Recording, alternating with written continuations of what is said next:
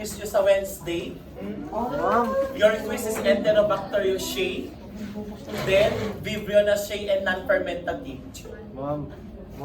Monday, then ibibigay ko yung recording mamayang gabi for Hemophilus. Thursday, quiz Hemophilus. Wow. Ma'am, pwede man. Alam, ganun din sa section A, hindi naman sila umangal. May exam kami hima pati si... Ha? May exam kami Ay, pati ganun din, hayaan nyo para at least sabay-sabay. hima si A na B eh. Ha? Okay, let's have our Serratia. So, recap tayo na discuss ko na last week about Pulmonary Enterobacteriaceae. Now we're going to continue about Serratia. Serratia actually is called to be the red pigment production or producer, which is known to be prodigiosin. Serratia actually are the triple enzyme positive, at yung enzyme na yun are the DNase, gelatinase, and I forgot the other one. Anong number ba? 90. Ayan, 90 pa lang tayo. Kanina 100 na kami sa kabila. Madras ko, malilate tayo. They are called the triple enzyme positive, the DNase, lipase, and gelatinase. Actually, no, at room temperature, that's the best time na incubate natin kapag gusto nating observe ang red pigment. Medyo nagpapalpitate pa ako. Paano natin matatapos ito? Parang dalawang quiz natin sa Wednesday. Kasi kayo dapat 5 tapos na para 7:30 tapos na sana ako. May minura mula ka sa estudyante. Kung wala lang akong minura estudyante, stable pa ako ngayon eh. May minura akong estudyante kanina sa MTAC. Okay? I want to make an incident report para patunayan na siya ay nag-cheat talaga. May ebidensya naman. Ayan, hindi ko na pinag-take. Mamili ka, DSA or is zero kita?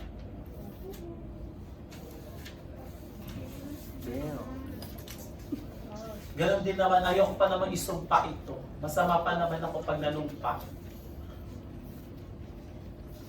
Naawa din naman ako. Ang ginawa niya, baka yun din ang ginagawa niyo pag nag-e-exam, pinicturean yung exam ko. Kaya nawalan ako kanina ng buti kong sinampal eh. Pinigyan ko na yung kamay ko. Nananampal ako dati, nananakit ako ng estudyante. Sa totoo lang, binato ko nga buti hindi siya nabato. Minura-mura ko kanina. Tanong yung mga section eh. Na-witness nila. Na-witness nyo ba kanina? Dito na kayo. May kayo ba yung mga kanina? Kita nyo kanina ginawa ko. Buti ko na sinampal eh. Nasa video ko lang. Ha? Kita ko sa video. Doon habang pinipicture ako, ayan, sila ang ebidensya. Sila ang witness. Nako, mag-aral kayo mabuti, huwag yung gagayahin yung gano'n. Kasi pag nanopya kayo, iba pa naman ang bunganga ko, matalim. Kaya mas maganda yung pinaghihirapan nyo na mag-aral kayo mabuti. Okay nang nabunga pag isa ko ng problema dyan sa pinaghihirapan nyo. Kasi at the end of the day, kayo din, para sa inyo din yan. Sabi ko nga, walang instant. No? Mas maganda yung pinaghihirapan yung mga bagay-bagay. Sabi ko, bakit niya pa kailangan picturean? Ang dali-dali ng exam ko na yun. Ang dali ng parasitology na yun, yung exam. Okay, so ang Serratia actually at room temperature, they produces red pigment, and that is actually called prodigiosin. One of the most common significant na-isolate natin pagdating sa Serratia is the Serratia marcescens. Siya talagang pinaka-common. And at the same time, we have the Rubidea plymoutica, and of course, liquefactions. And they produces pink to red pigment because of what you call now sa sorbitol, liquefactions. Okay? Now, lahat sila ay OMPG positive, ibig sabihin ito, they are lactose fermenters except Fonticola. Serratia Fonticola are NLF or non-lactose fermenters. Now take note, they are all late lactose. Meaning to say, nakakapag-produce sila ng red color sa McConkey within 48 hours. Don't expect na magre-red yan within 24 hours kasi they are late lactose fermenters. But this one, pagiging red pigment niya, that can be observed already in blood agar plate. Now, let's discuss Serratia species. Sa Serratia species, actually, yung positive OMPG is no lactose except for yung binanggit ko kanina, except for Fonticola, no? And at the same time, DNA is positive, but ito yung problem natin. they are cephalotin resistant and some other antibiotics or antimicrobials. Yan ang nagiging problem natin kay Serratia. And for Serratia marcescens, they are the one that causes or produces red pigment, particularly room temperature. Now take note, sa lahat ng Serratia, this is the most clinically significant and they are nosocomial. Most of the time, we cannot observe Serratia marcescens in gastrointestinal tract, but we can observe that at wound infection, UTI, or respiratory. Sometimes bacteremia. Okay? And they can be isolated in arthritis, particularly septic arthritis, due to the combination of antiseptic solution. Ibig sabihin ito, contamination with the wound. Lalo na pag halimbawa sabihin natin, lumabas na yung buto, tapos may wound, cause of Serratia, that's it. Now, Serratia liquefacens, then we have Serratia lucidea. Red pigment growing to room temperature, odorifera, musty odor, Plymoutica. They are the one that causes osteomyelitis and sometimes identified in some most motorcycle accident according to saan ko ba kinuha to? Yung review center Lemar. Okay, so doon ko to kinuha. In-update ko kasi ito. Siguro dahil lumabas sa board exam, kaya dinagdagan ko. And at the same time, this is actually the red pigment of Serratia. On Serratia marcescens growing on shiplet agar plate is the left, and at the same time showing brick red pigment when grown on McConkey agar. Yan. Pero they are actually pinkish red pigmentation of Serratia lucidea on McConkey. So that is actually for Serratia. Next, we have Hafnia. Hafnia alveoli is one of the most clinically significant, nag-iisa lang siya. And they can produce citrate within 48 hours positive. But they can be identified in environmental and sometimes human sample. Enterobacter. Ang Enterobacter, ang isa sa pinakamarami under Enterobacter Eushae. Now, dito din yung pinakamarami na kung saan bago yung pangalan ng mga Enterobacters natin. Most of the time, we isolate this bacteria in the laboratory, particularly in neonates. Under Enterobacter Eushae that we're going to identify in the laboratory for final exam, I think we have 3 bacteria, but not E. coli. Parang 3 or 4. Bahala na kayo kung nabunot nyo yun. Bunutan sa Wednesday. Bakit? Paano kayo kinakabahan pag Wednesday? Dami pa rin exam. Then, at the same time, most of the time, this particular bacteria can be identified Bacteremia, and most of our Enterobacter are nosocomial. Now, take note, it can cause brain abscesses, some causes UTI and wound infection. Katulad ng Klebsiella pneumoniae, the immediate reaction is negative, negative, positive, positive, plus of course, no A/A. Yun nga lang, wala silang sulfide. Urase negative, except C. Giardiabrae. Chronobacter giardiabrae. I think it's C. giardiabrae. Bagong pangalan yan. Dati kasi Enterobacter giardiabrae. And at the same time, most predominant isolate in the laboratory, that is Enterobacter agglomeraans. Ngayon, we have Enterobacter cloacae. Produce yellow pigmentation at room temperature like Enterobacter sakazakii, the agent of yellow bacilli, which is now called as Chronobacter sakazakii. Most of Enterobacter or lahat yan, they are all motile. Please check on this one. To differentiate Enterobacter cloacae with Enterobacter aerogenes and Klebsiella pneumoniae. Dati sa ibang book, lalo na kay Mayhon, makikita mo Klebsiella aerogenes. Pag i-check nyo, baka malito kayo. Klebsiella aerogenes and Enterobacter aerogenes are the same. Okay? Now, urase positive except Enterobacter aerogenes. Then we have all of them are motile except Klebsiella. Sa tatlong yan, lysine decarboxylase negative ang cloacae, aerogenes and Klebsiella pneumoniae are LDC positive. Then old ornithine decarboxylase positive except Klebsiella pneumoniae. Now, please memorize. Makikita natin dito ang lysine decarboxylase, ornithine decarboxylase, and ADH. Sa ADH, ang positive lang natin is Enterobacter cloacae. NLDC positive is Klebsiella pneumoniae, Klebsiella oxytoca, and Enterobacter aerogenes. Then, ang ating P. agglomerans, no, na bagong pangalan nito, is actually negative sa tatlo. Okay? But cloacae is positive with ornithine decarboxylase, aerogenes is LDC, OTC positive, negative ADH. So check on this one. Now, for the clinically significant species ng ating Enterobacter is Enterobacter cloacae, followed by agglomerans, aerogenes and agglomerans. Then we can also isolate Giardiobia. I think sa oral cavity si Giardiobia. Now, for Enterobacter species, they are actually methyl red negative, Vogt-Proskauer positive. Kaya nga yung kanilang index is negative, negative, positive, positive. Usually, they are all ornithine decarboxylase positive. But, lysine decarboxylase produced by most, but not Enterobacter cloacae. Infection. Bibihira din ang gastrointestinal. But these are actually nosocomial. Kasi nga, it can be isolated in the wound, UTI, blood, or bacteremia, and CSF.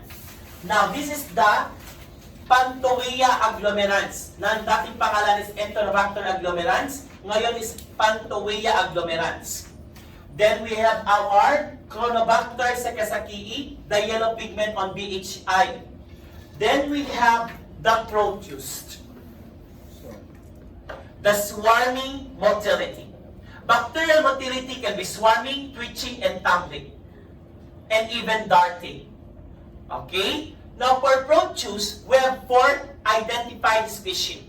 At the same time, the most common is the Mirabilis and Vulgaris. Now, check on this one. They ferment glucose, sucrose, and galactose. Since they have the capability to ferment sucrose, ang pinagkaiba ng ating tinatawag na TSI between Proteus and Salmonella actually is ganito. Kung titignan mong mabuti, yung binanggit ko sa inyo last time, for the Proteus under the TSI and Salmonella, ang Salmonella, you can see black coloration but hindi lahat. So H2S niya. This is also K/A. That is for Salmonella. For Proteus naman, yung iba is A/A, yung Mirabilis naman is K/A. But, since they are sucrose positive, makikita mo yung black coloration ng H2S cover the entire batch. Okay? And that is H2S. Yan ang pinagkaiba ng Proteus versus of your Salmonella when it comes to what you call now sulfide reaction in TSI. Underlying swarming motility, possess of OX2, 19, and K. These are the antigenic determinant that is used to identify rickettsias using the Weil-Felix test. And at the same time, OX2 and 19 for Proteus vulgaris, OXK for Proteus mirabilis. At the same time, we have the swarming non-hemolytic is Proteus, but swarming beta-hemolytic in blood agar plate is Clostridium septicum. Take note that your Proteus in blood agar plate, napakaganda, yun nga lang, they are non-hemolytic. But kapag ito ay beta-hemolytic, that is Clostridium septicum kapag nagsaswarm. Now take note, they can cause stone formation. The only alkaline stone formation called the Histobite or Histagworm. And at the same time, acquired A phenomenon, the Proteus mirabilis. Acquired B phenomenon, the vulgaris, and E. coli 086. OXK came from the Kingsburg antigen. That is actually for Proteus mirabilis. Tandaan, Proteus is actually swarming phenomenon, at the same time, Dean's phenomenon. Now, nagsaswarm sila sa blood agar plate. But on EMB, it inhibits swarming. No? Has a urase that helps it cause UTI. Tandaan, most of the UTI bacteria are urase positive. That's why it can lead to the alkaline pH of urine because of urase enzyme. Okay? They have the capability to convert urea into ammonia. And at the same time, this is your Proteus in the blood agar plate. To differentiate Proteus vulgaris and mirabilis, vulgaris in TSI is A/A, but they are indole positive and ODC negative. Your mirabilis is indole negative and ODC positive. Tandaan, lumalabas sa board exam, pag naamoy nyo na yung tinatawag nating burnt chocolate or gunpowder smell, that is Proteus. They are urase positive, plus of course sulfide positive. Most of the time, they are the third common cause of UTI, isolated also in the wound and bacteremia. Proteus penelli swarms in selective media, myxophaciens, gypsyman, underline large slime colony. Next, Morganella. Morganella morganii, nag-iisa lang yan. That is the common, significant, or the most significant Morganella bacteria. Your Morganella morganii. It causes UTI and even diarrhea. Kung titignan natin si Morganella, halos pareho sila ng Proteus when it comes to biochemical reaction. Now, your Morganella is characterized by oxidase negative, catalase positive, and urase positive. Dito sila nagkapareho ni Proteus. But they are indole positive and motil. Dito sila nagkapareho ni Proteus vulgaris. It ferments glucose and mannose but not lactose. Dito sila nagkaiba. They are methyl red positive, Box plus cover negative, at dito din sila nagkaiba ni Proteus because they are H2S negative and citrate negative. Tandaan, the most common isolate when it comes to Morganella is Morganella morganii. Tignan nyo mabuti ito. Okay? Next, Providencia. Providencia Letteri and Stewartii are the most common Providencia isolated in the lung. Your Letteri can cause UTI and occasionally nosocomial outbreaks. Ang Stewartii sa mga burn unit patient. And it can also isolated in urine that causes UTI. Take note, Providencia doesn't have swarming, but they are high resistant to antibiotics. To differentiate Letteri and Stewartii, Letteri is urase positive, while Stewartii are urase negative. And aside from that, meron tayong Alcaliphasiens and Lustagiani. Please check. To differentiate your Proteus, Providencia, and Morganella. Okay? First, indole. Ang indole negative is Proteus, Mirabilis, and Peneri. But indole positive is Vulgaris. The rest, Providencia and Morganella, indole positive. Lahat sila methyl red positive. Your Proteus, Providencia, and Morganella. H2S, ang Peneri are H2S negative. The rest of the Proteus are H2S positive. Then Providencia and Morganella are H2S negative. ODC, positive, isa lang, Proteus mirabilis. Then pag testing, lahat positive. So that is exactly for the differentiation of Providencia, Proteus, and Morganella. Next, Yersinia. Madami pa to. Ang Yersinia are called to be the plague bacteria, and they were used as vital reason before. The vector is the flea of the rat, which is called Xenopsila chaeopsis. These bacteria possess a bipolar staining. They are Coccobacilli gram-negative. There are two infections involved, bubonic plague and pneumonic plague. Now take note that it appears underlying stalactite pattern with clumps, no? Adhere in the media. That is your Yersinia pestis. Safety pin appearance, ayan siya, pag na-stain ng Wasson stain. Now, Lesion stain appears safety pin, cauliflower at 48 hours in SBA, inclusion bipolar bodies. Please memorize. Remember, Sky, Yersinia are non-motile, but there are some bacteria under Yersinia are motile at room temperature.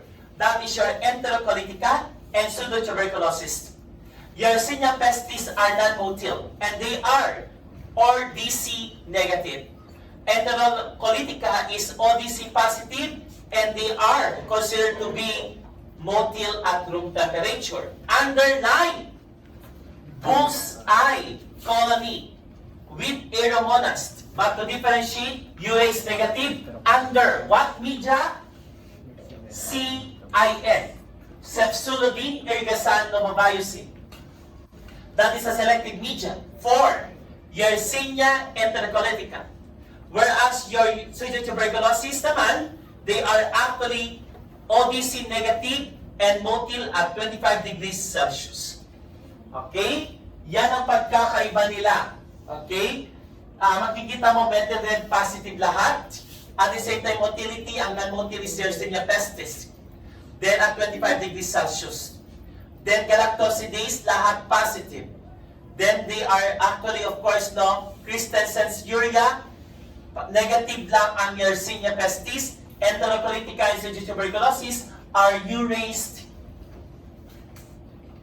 positive. Okay? Now, Yersinia actually, in 1720, nagkaroon ng pandemic dito.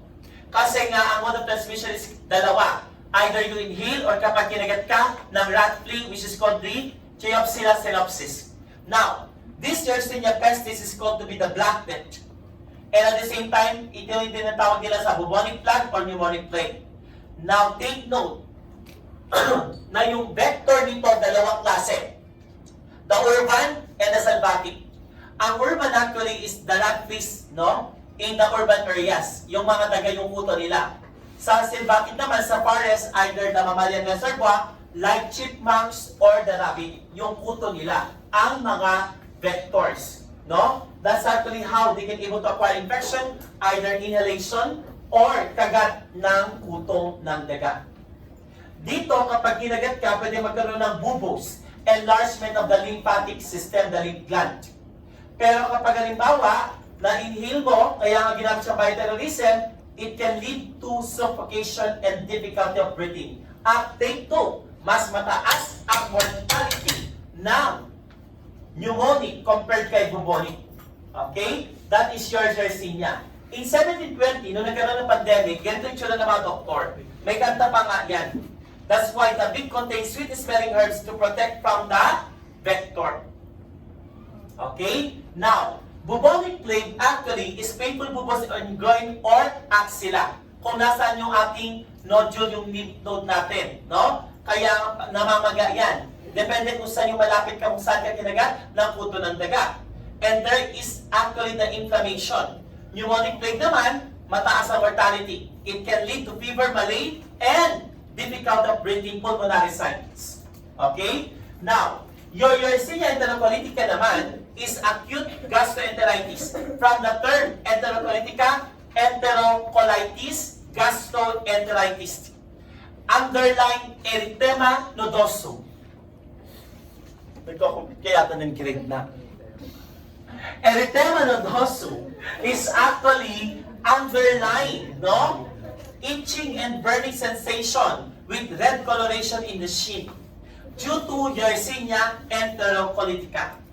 And at the same time, naging common to sa European countries, particularly in more active in cold climate, causing diarrhea that may last, ito medyo matagal, up to 2 weeks.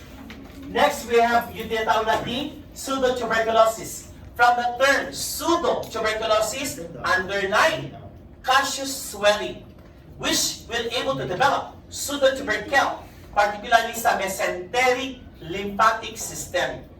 And this can be acquired by ingestion of that particular fecal-oral route, for example, or the bacterial load.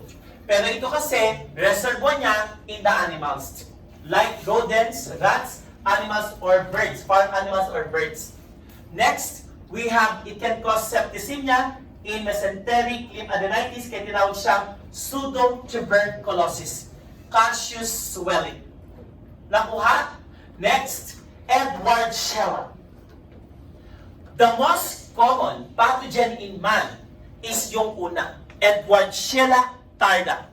Si Edward Shella tarda are urase negative, LDC positive, eto, H2S positive. But they are indole positive din, and of course, citrate negative. Si Edward Shella, the only pathogen to man, si tarda, is causing bacteremia and wound infection. Underline, warm and blooded animals, and they are actually involved in human species. Tandaan, H2S positive, NLF, K/A, ang kanyang TSI. Sir, ano ang itsura ng K/A? Halos pareho kay Salmonella. Yun nga lang si Salmonella kasi may gas formation. Ito, wale. Sir, meron ba yan sa final exam namin? I don't know. Pero pag may nakita na kayong sulfide positive, ang pipiliin nyo, Salmonella, Proteus, Edward Shella, Citrobacter, shaped. Meron yun mamaya sa last part, para mag-quiz na kaya tayo ngayon. And of course, tarda is opportunistic to man, Hersheynae is in snake and birds, Ictaluris fish. Erwinia, plant pathogen. Let's have Citrobacter. Katribo ni Salmonella and Arizonae, si Citrobacter. They resemble like Salmonella, but they are OMPG positive. Ibig sabihin nito, they are lactose fermenters. The most common pathogen ng Citrobacter, Citrobacter frendowii. And at the same time, they hydrolyze urea, pero not 24 hours. Abutin pa yan ng 2 araw. And they are lactose fermenters, and they are citrate positive. Next, Citrobacter frendowii is the most common pathogen identified in the laboratory. Meron kaya ito? Hindi ako sure. Si Sir ang kumuha ng bakterya ng mga ito, pero hindi ko lang alam kung meron to. Tandaan, it causes UTI, yan ang nakakatakot, pneumonia, endocarditis, and intra-abdominal abscesses. Kasi nga nosocomial ito eh. Kaya pag may mga tayo operation, pwede ito, pag may open wound. Now, it can cause extraintestinal infection. How to differentiate with Salmonella? They are urea hydrolysis and LDC positive. KCN agar growth. Yan ang ating Citrobacter. Citrobacter frendowii are urea hydrolysis and positive ng LDC negative. Yan pala, paki-check yan. Then Salmonella, negative sa urea, most isolate LDC. And they are K/A H2S positive. Pag K/K ito, sorry, K/K yan, tama naman siya, pero itong K/K, it's not TSI, it's LIA. LIA. Okay? Citrobacter cosseri, na dati nung estudyante ako, diversus. That's actually, meron kasing dalawa, cosseri diversus, no? Now, nursery outbreaks, particularly common sa mga bata, and it can cause meningitis and brain abscesses. How to identify Citrobacter? Weekly urase activity. Mababa lang kasi yung content ng urase enzyme, but they are lactose fermenters, at the same time grows in Simon citrate and methylated positive. Similar to Salmonella, but Citrobacter frendowii most hydrolyzed urea, but not or don't decarboxylate lysine. Meaning to say, negative sila ng lysine decarboxylation or LDC. And Salmonella, they are urase negative and they are decarboxylate lysine positive. Nakuha ang Salmonella. So Citrobacter frendowii, nosocomial infection UTI, diversus neonatal meningitis, nursery outbreaks, Amalonapticus, that is actually in blood and wound infection, rare case. Arizona, Arizona is also similar to Salmonella, but it can cause gastroenteritis or sepsis, but they are LLF, late lactose fermenters. Tapos makikita mo dito, yung ibang mga general na Enterobacteriaceae, meron ng isolate dito si Ewingella. Meron akong nakalimutan ko yung pangalan ng species ni Ewingella. Then meron na tayong, of course, no, Photorhabdus, Caenorhabdus, and Tachomella, meron na rin. Okay? Yan. How to identify Enterobacteriaceae? Una, kailangan alam natin yung sample na ginamit natin. If that is the wound, halimbawa sabihin natin, urine, stool, or CSF. Then therefore, you need to perform gram stain. Then culture, McConkey, and blood agar plate. Then try to perform biochemical test. Now, screening stool cultures for enteric bacteria, and you can perform serologic testing for Salmonella or Shigella. Please check on this. Maganda ito, pero may mali lang konti. K/A, H2S positive, produce Salmonella, Citrobacter, Edwardsiella.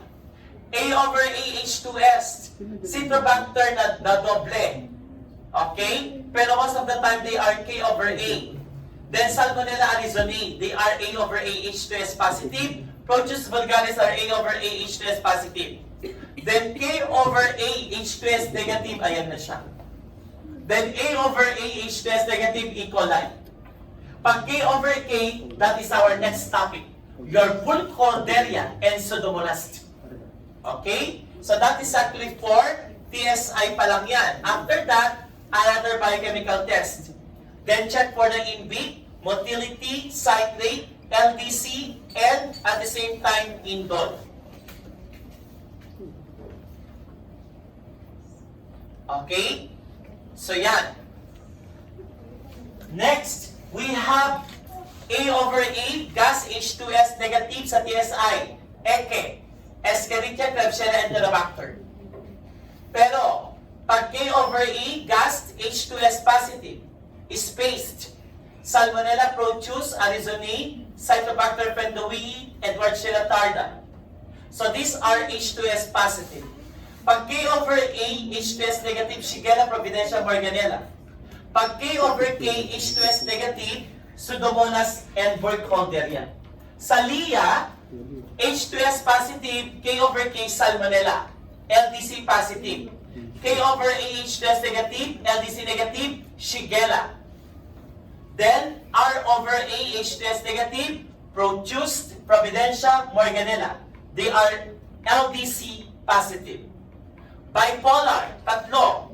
Bay, Burkholderia, Pseudomallei, Actinomyces concomitans, Yersinia, Enterocolytica. Lahat yan, they are bipolar staining.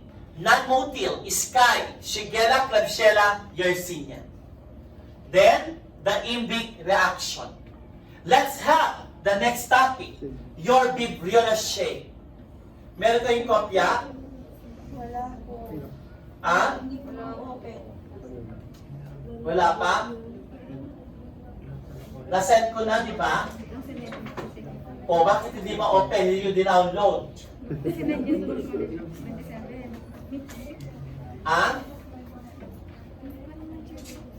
Tulog naman yung barkada. Okay, so tapos na tayo sa Enterobacteriaceae. Pwede tayo mag-pisa Wednesday. Next is Bibliolaceae, followed by non-fermentative. Ah?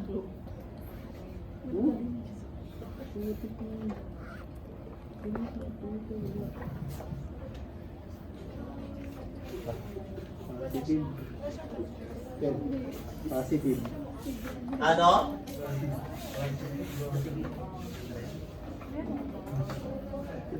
Okay, Bibliolaceae. Na-check na? Then non-fermentative. Yun na yun? Okay, na-send na.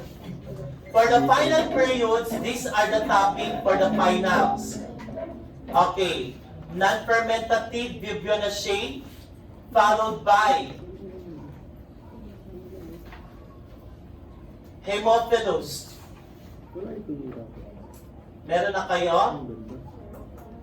Followed by Haemophilus. Then, after Haemophilus, we have acellular. Meron na? Ayan. Kunti lang naman itong mga to. 10 slides lang each. Acellular. Then we have spirochete.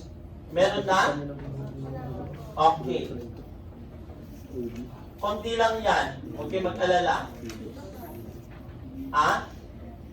After spirochete, meron pa tayong Pasteurellacea. Yan lahat. Pero ang exam nyo cover to cover. Yes.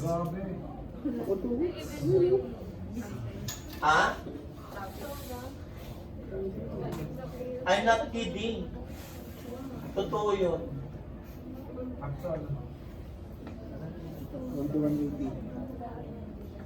Ito pa. Yan. Okay. Meron pa akong hindi na sa inyong Pasteurellacea pero nasa Haemophilus na yata siya. Let's have Vibrionacea. Bakit?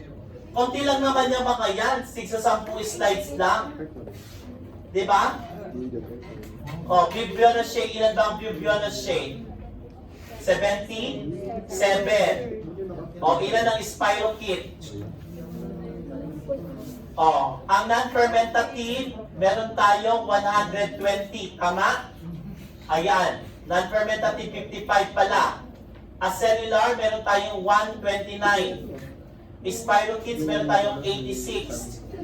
Tapos, yung Haemophilus, 120 plus. Tama? Yung Haemophilus natin, kundi lang naman yun. Kaya, tapusin natin yan until next week. Hindi, ibibigay ko na yung recording ko ng Haemophilus. Ang Haemophilus natin hanggang 150 slides. Okay, let's have Vibrionacea. Okay, bladder break. Total, sabi ko naman hanggang 8 o'clock tayo, 8:30. Bakit? May klase pa ba kayo bukas? Ano yun? Ay, wala tayong magagawa. Madam, di ba may klase pa po kayo mamaya? Yes, bukas. Mamaya po. 7:30. Sa Arellano. Kinansel ko na. Ano ba yan?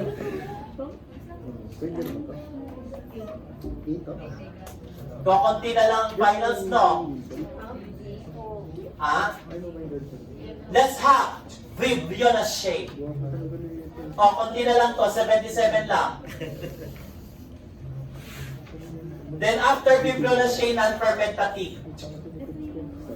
So ang quiz 1 sa finals, Enterobacteriaceae. Quiz 2, non-fermentative and Vibrionacea. So yung quiz 1 sa finals, 50 items identification. Wow! Let's have family Vibrionacea and Spirillacea. Kaya, okay, ito na. So this one guys are actually what you call now Kamashite bacteria. So therefore, kapag nakita mo na gram-negative, tapos parang ganyan yung kanyang, of course, no, morphology na parang Kamashite, that is Vibrio. Most of our Vibrio are actually waterborne. And they can be acquired either in fresh water or salt water. Okay? And therefore, the most common isolate that we have is the Vibrio cholerae and the Vibrio parahemolyticus. Ang Vibrio natin guys, they are actually involved in human infection. Particularly ang ating Vibrio cholerae and Vibrio parahemolyticus. Most of the time, infections are related to gastrointestinal tract. Kaya nga pag tinawag na cholera is what you call now underline rice watery stool. That's why there is what we call now increased volume output of liquid and even electrolytes are actually, of course, nauubos. Kaya namamatay ang patient dito because of what we call now hypovolemic shock and rapid dehydration. Next, so kung titignan natin mabuti, ang vibrio natin, we have the following. Your vibrio fluvialis, Dampsella, Oliseminicus, but the most common, Cholera, Pneumolithicus, Vulnificus, and Alginolyticus. Yan ang common. Please memorize. The Vibrio species clinical infection. Vibrio cholerae.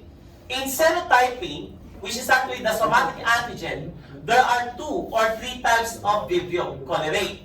01 is the most common cause of outbreak, and the one that causes severe infection with cholera. That is Vibrio cholerae 01. Ang Vibrio cholerae 0139, cholera lang, relatively common. Ang cholerae non-01, gastroenteritis. Ang Pneumolithicus, gastroenteritis pa din. Then Vulnificus, wound infection. Alginolyticus, wound infection. Mimicus, gastroenteritis but uncommon. Dampsella is uncommon but it can cause wound infection. And they are called to be Propionibacterium or Protobacterium dampsella. Then we have the Vibrio fluvialis, gastroenteritis. Vibrio cincinnatiensis, meningitis, but they are rare. Then we have Vibrio menschnikovi, which causes septicemia, but they are rare. Dami ano? Dami. Okay, next. Kaya nga sabi ko, pinagbigyan ko na kayo ng midterm kasi sa finals, survival with the fittest. Okay? Now, take note that vibrios actually are acquired by water or acquired in water. Vibrio cholerae actually normal reservoir in the intestinal tract. But they can be isolated in fresh water compared with Pneumolithicus, which is isolated in some of what we call now estuaries and coastal areas. Kaya nga they are actually called to be salt water, involvement. Now, for the risk factors, yung mga travelers at the same time, mahilig kumain ng mga seafoods that are contaminated or uncooked. Okay? So, pag pumunta kayo sa dagat, ingat lang. Kasi, magalimbawa, kumain kayo ng, alam mo yung may tusok-tusok? Si Urchin. Sea urchins, tama ba yun? Yeah. Di ba kinakain nyo nilalagyan ng suka? Yes. Yan, baka mamaya merong ano yon, Vibrio Pneumolithicus. Sa katalaba, tama. Di ba pag kumain ka ng talaba, tae ka ng tae? Kahit binabad sa suka. That's oyster. Okay? So that's actually, those are some food na kinakain na fresh. Now, let's start with Parang tahong. Vibrio cholerae. Okay lang yung 8:30 tayo. Ha? Kunti lang naman mga 7 na pa lang yata. Magsa 7 pa lang. Ha? Kasi after Vibrio, non-fermentative 55 slides pa. I'm not kidding. Oo. Kaya ba? Bakit sa Wednesday walang kayo gagawin? Sa akin lang naman kayo. Ma'am, ang dami pa po namin exam. Ma'am, please, Monday na lang. No! Ma'am, ang dami. Depende Monday yung Enterobacteriaceae. Ang dami pa eh. Ma'am, sobrang dami. Ha? Originally, 10 slides lang yun. Kaya madami kasi mga picture. Ma'am, Friday namin 3 exam. Friday pa naman. Okay, Vibrio cholerae. Now, let's discuss this bacteria. Yung pinaka-gist na lang para mabilis tayo. They are small, comma-shaped bacteria. Take note, they are monotypous, so they have the flagella. And at the same time, aerobic, and they actually live, or it can be cultured, kapusana, in alkaline peptone water. Because they are alkaline loving. It ferments glucose, sucrose, and mannitol. And take note, cholera red test is a single test that will detect Vibrio cholerae from other oxidase-positive bacteria. Nitrate reduction and oxidase-positive. Take note that there are some other bacteria that resembles biochemical reaction of Vibrio cholerae. But cholera red test is a single test that will differentiate that from other oxidase-positive. This is an example of cholera red test. Then after that, this is the morphology ng Vibrio cholerae, pangkama shape. No? Then, this is actually the acridine orange stain, fluorescent stains of Vibrio cholerae. Mabilisan lang tayo. Ready? Your Vibrio cholerae actually, genome is 2 circular chromosome. And if we're going to check for the bacteriophage CTX, ito yung isa sa mga genome ng Vibrio cholerae that can able to stimulate the production of the toxin called the choleragen. And they have the BPI pathogenicity island. Now, tingnan natin yung bacteriophage CTX. From the term bacteriophage, no, this is actually one reason kung bakit it can produce exotoxin. Now, this bacteriophage CTX, from the term bacteriophage kasi, you're inserting a genome or a DNA molecule to a bacteria. In addition to CTX A and B, etong particular gene encoding that particular bacteria, cholera toxin, contains 8 genes involved in phage reproduction. That is your bacteriophage CTX. Yung BPI naman, that is actually related to TCP, called toxin coagulated pilus. At yung TCP na ito is actually involved in what you call now encoding of this particular putative accessory colonization factor activated by the TOXR para makapag-produce ng toxin.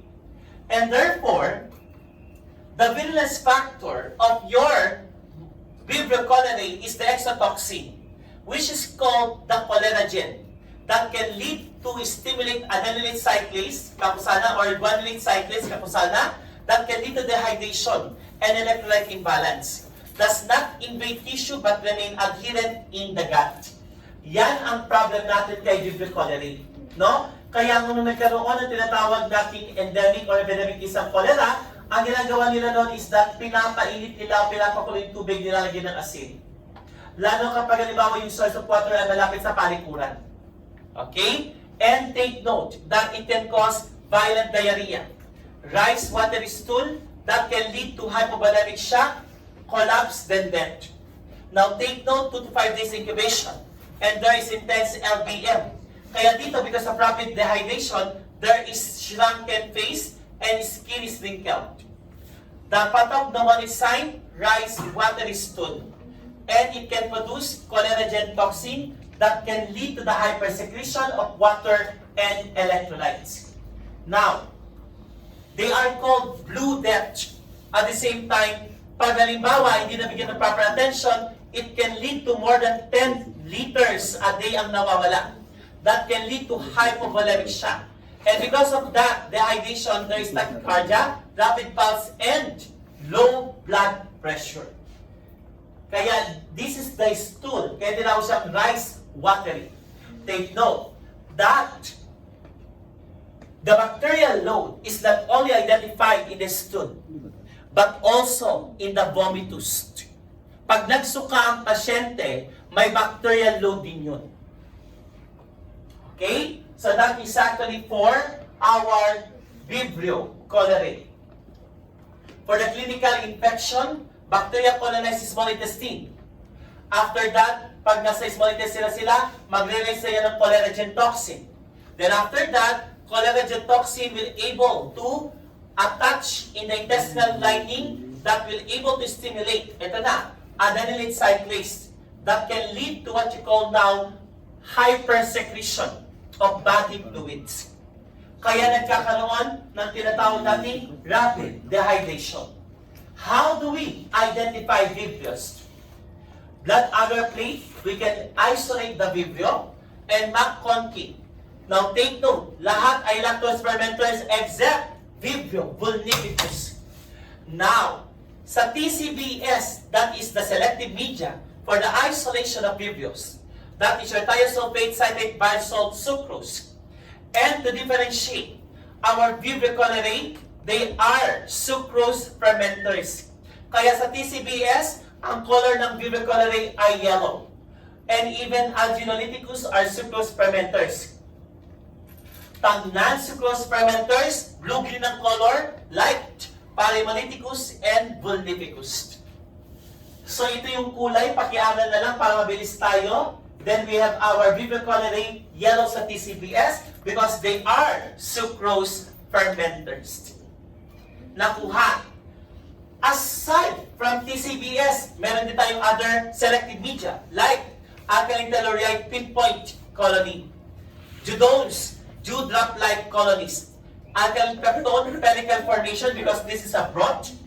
Then we have the gelatin agar, pinpoint smoky bluish gray colony, and telluride talocolate gelatin agar na may pagka-pinpoint din ang colony. Now, how do we confirm Vibrio cholerae? Vibrio stat disc that will separate from other Vibrionaceae like your Aeromonas and ano pa yung isa? Aeromonas and dalawa kasi yun. Si Aeromonas hydrophila. At the same time, ang separation nito, Aeromonas cannot tolerate 6.5% salt. Positive string test. Yung string test, kapag inano mo yung culture, yung colony niya, emulsifying 2 to 3 colonies in the drop of sodium deoxycholate. And most are halophilic, except cholerae and minicus. Ibig sabihin ng halophilic, they require a high salt concentration. Cholera test uses nitrosoindole reaction. You're going to use a culture, then after that 24 hours, with tryptophan, nitrate, and sulfuric acid, positive result, red. Kaya ang cholera red test. Bacteriolysis, fibrous phenomenon. That is actually inoculated sa guinea pig. Then after that, ang pagkakalam ko dito, namumula yung mata ng guinea pig. We call that fibrous phenomenon.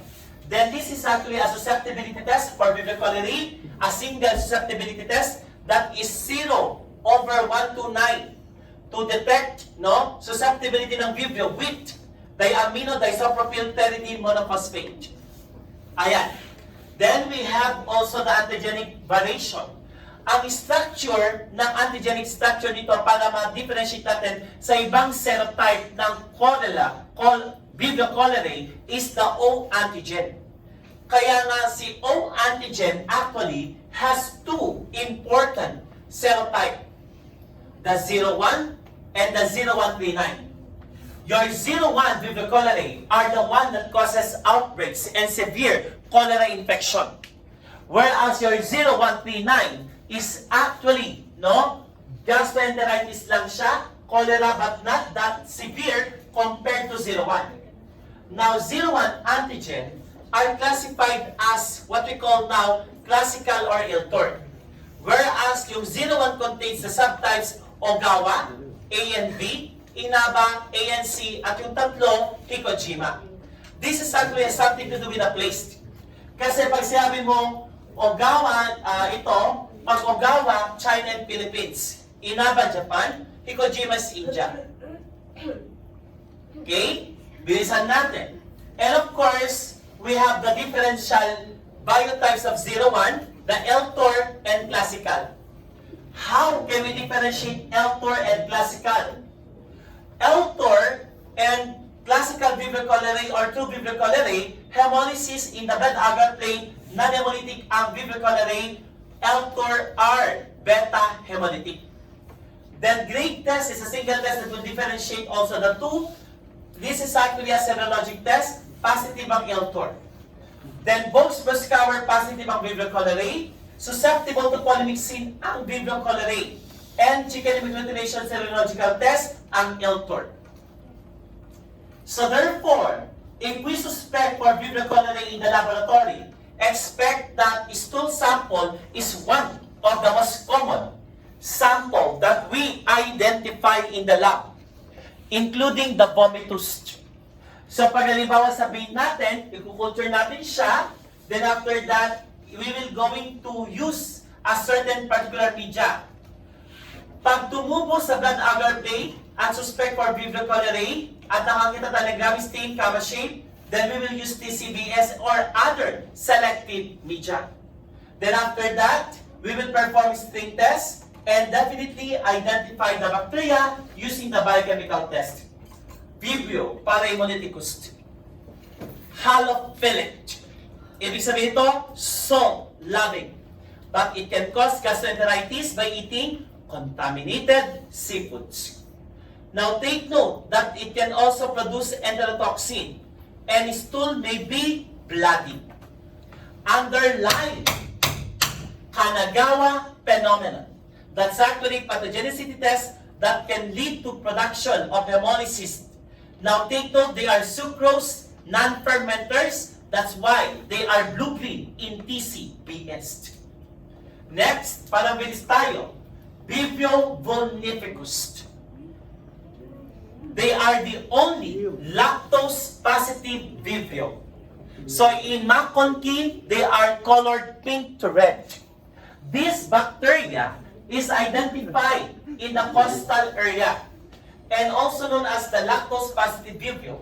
Acquired infection, yung mga mahilig na kumain ng mga seafoods or undercooked seafood, and it can identify in the wound occasionally.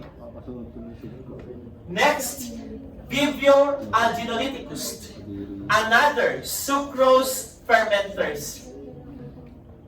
This bacteria is the least pathogenic. Why? They are rarely isolated. But this bacteria can cause ear infection, wound, or burns. Sa mga seamen or sailors, can be acquired the infection.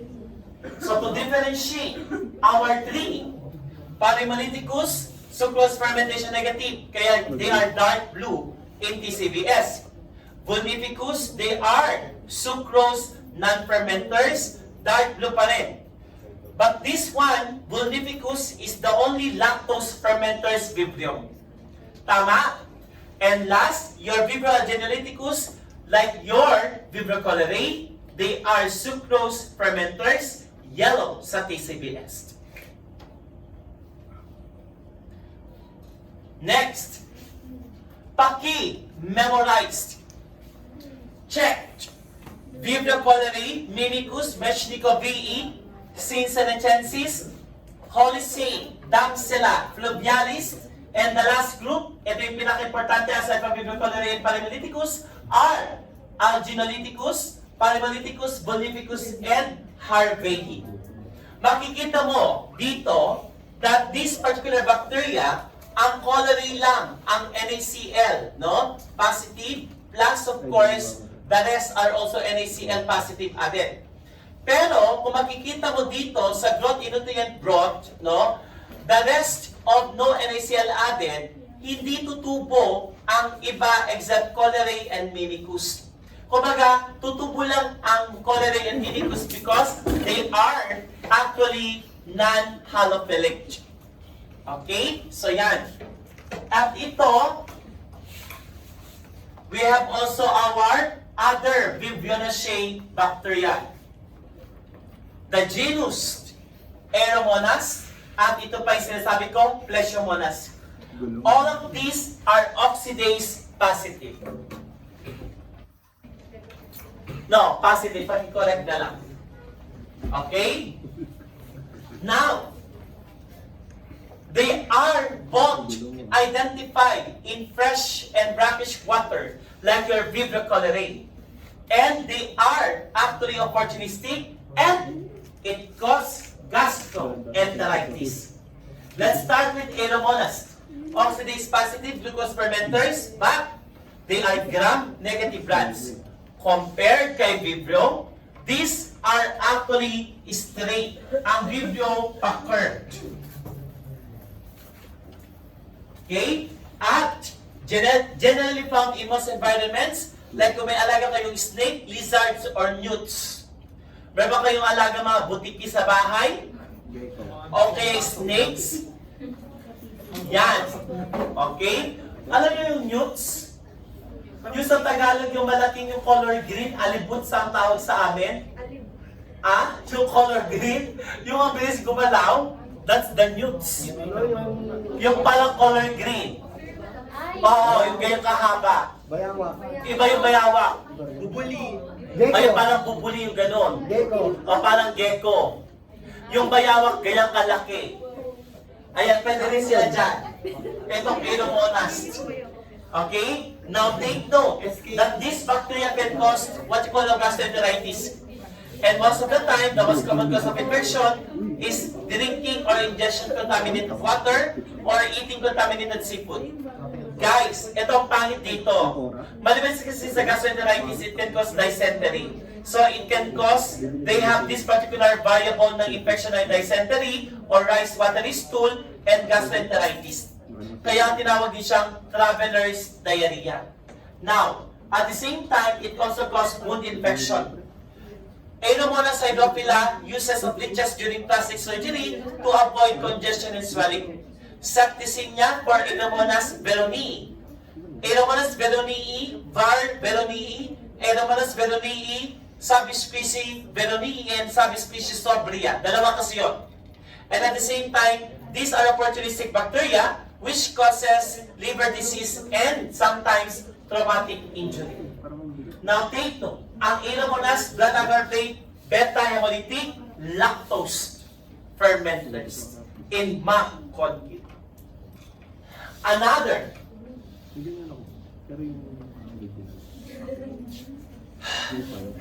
we have the important Pseudomonas hydrophila versus Pseudomonas veronii. Ito lang, dito lang tayo. Esculin hydrolysis, hydrophila. Then we have arginine dihydrogenase, parehong positive. Then of course, pagdating sa antibiotics, ang colistin, susceptible ang Pseudomonas veronii, Biovar, Sobria. Okay? Let's have Pleishiomonas. So matatapos natin lahat. After ito, may 55 pa. Mamukha ka ng pagod. Okay na. Kaya. Hindi. Kaya pa natin. Your Pleishiomonas, katulad ng ating Pseudomonas, are oxidase positive and they resemble like underlying Shigella. Yun nga lang, lower virulence. Kasi ang Shigella, dysentery din. Diba? And of course, they are identified in fresh water. Plus, underlying oxidase positive, glucose fermenters, facultative anaerobe, and motil. Pakibago na lang yung kaninang oxidase ha, baka malito kayo.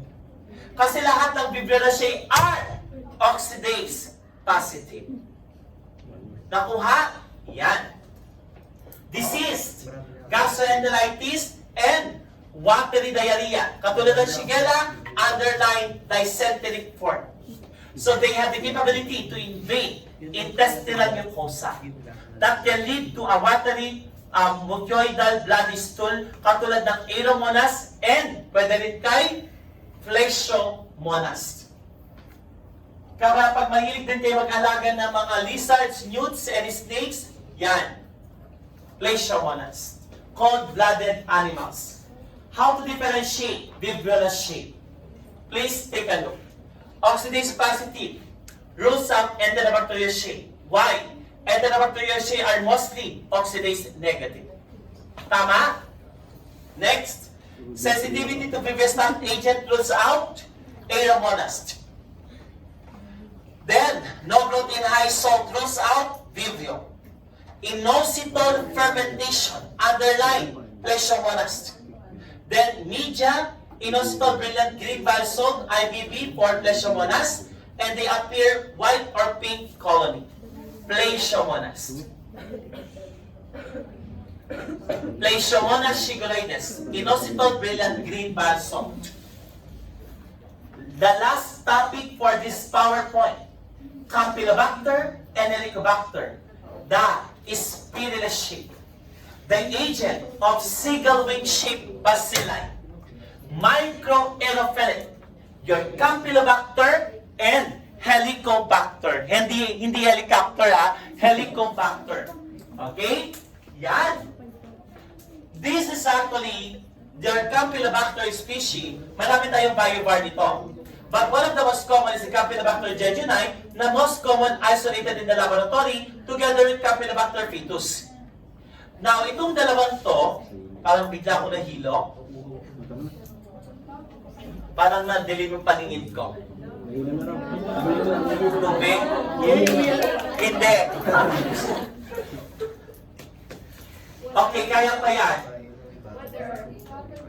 Okay, this one are actually microaerophilic, plus at the same time, underline seagull wing shape appearance. Kaya tinawag na seagull wing shape, tinawag siyang S-shape. Yan, kaya seagull wing shape.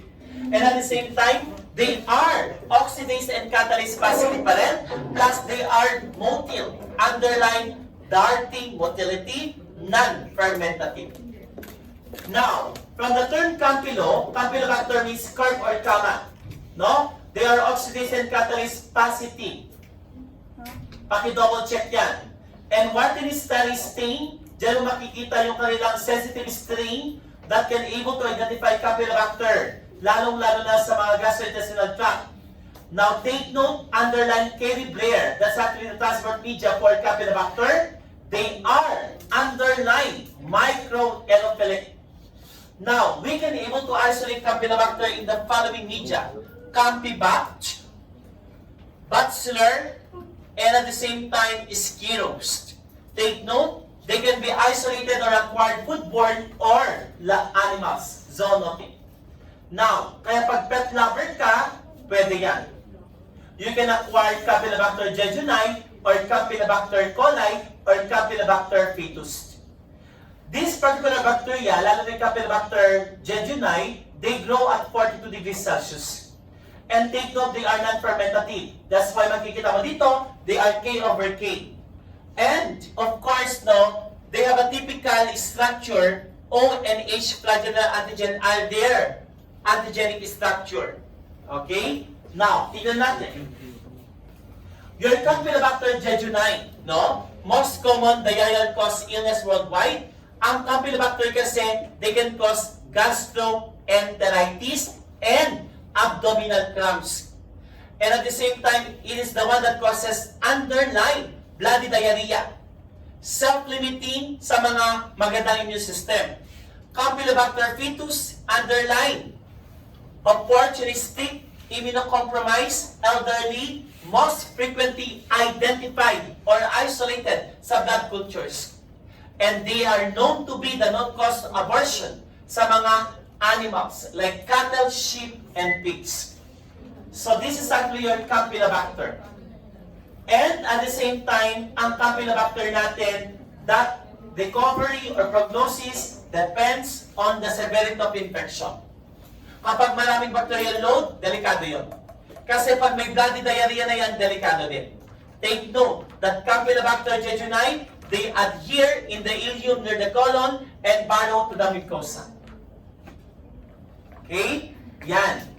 Next, after that, these are some example of Campylobacter jejuni, Biovar jejuni, or Doyle, Campylobacter coli. Ang common sa Campylobacter, jejuni, coli, and fetus.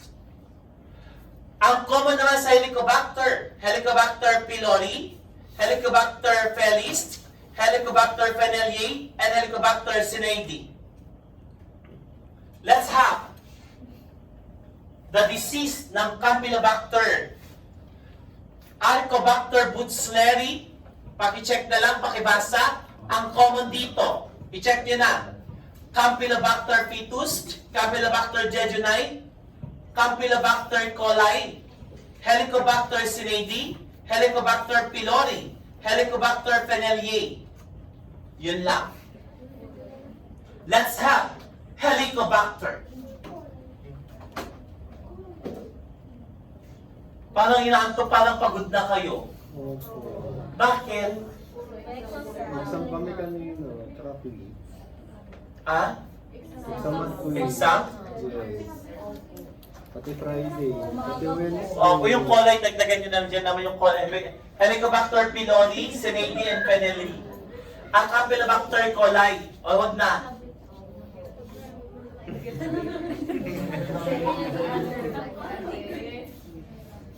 Let's have Helicobacter. The common cause of duodenal ulcers that can lead to gastric cancer and ulcer. Kaya pag halimbawa ang amoy ng isang patient nyo ay amoy imbornal, suspect for Helicobacter pylori. Huwag nyo siyang apihin, huwag nyo siyang ng bangunan, hindi nagtutubas, hayaan nyo na kasi may Helicobacter pylori yan. Kasi these bacteria are highly urease positive. And at the same time, urease are the enzyme that convert urea into ammonia, kaya ammonia ka yung color ng bunganga nila. And that is actually one symptoms of Helicobacter pylori infection, those patients who have ulcers. And the common isolates of Helicobacter, Serratia and Phenylliae, those can be isolated in HIV patient or immunocompromised patient. Now, let's continue. To differentiate Campylobacter jejuni and Fetus pala, they grow at 42 degrees Celsius ang jejuni, hipurate hydrolysis positive ang jejuni, susceptible sa nalidixic acid ang jejuni, and cephalotene susceptible ang fetus. Ang Helicobacter pylori actually, katulad ng ating Campylobacter, they are micro-aerophilic. At the same time, pareho silang may seagull wing shape morphology. And of course, possible person-to-person transfer can be identified in Helicobacter pylori. Take note, they are acidophilic. That's why they can able to withstand a very low pH, the pH of the gastric acid in the stomach. And at the same time, there is a damaged tissue resulting in ulcers because of yung tinatawag nating attachment or the invasion. Hindi kasi siya invasion but it actually covers the mucus, yung surface of the stomach. Then after that, nasusugatan because of the gastric acid. Kaya nagkakaroon ng ulcer. Underlying, associated with type B gastritis. And that is actually the development of gastric carcinoma. Meron pa tayong 7 slides plus 55. Bakit? Maaga pa. The time now is 6 o 7:12. Di ba hanggang 8 naman tayo? Hanggang 9 ang in-LRT. 9:04 to be exact. Kaya yan. Sige, tuloy natin. Okay. Katulad ng ating ibang urease positive, they grow best. Tignan nyo rapid. 2 hours lang pwede rin lumabas sa Cristensensuria agar. Why? Because they are urease positive. Plus, biopsy specimen is 1 in 2 dahil sa patient. Lalo kapag halimbawa sabihin natin, suspected ng ulcer ang patient or gastric carcinoma. Next, another, urea breath test.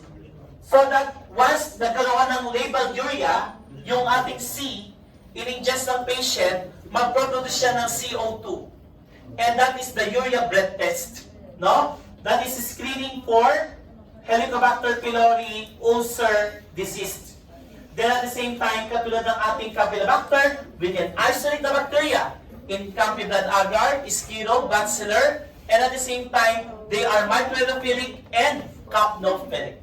Halos pareho sila kung paano pararamihin ang Campylobacter natin. Now, check on this one. These are the media on how we can able to isolate your Helicobacter. Kasama din si charcoal sodium deoxycholate or your CCDA. How to differentiate? Kailangan ba ito i-memorized?